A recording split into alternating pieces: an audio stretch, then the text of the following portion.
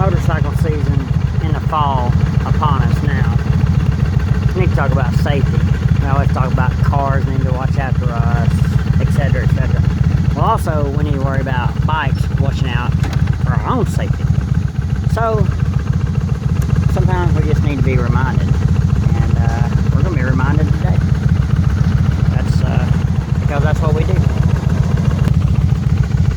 You always want to, when you ride, you always want to wear a helmet. You think that's easy to remember, sometimes easy to forget. Always want to wear proper gear. Don't wear flip-flops, wear boots, and always use a clutch for a smoother shifting transition. Do as I say, not as I do.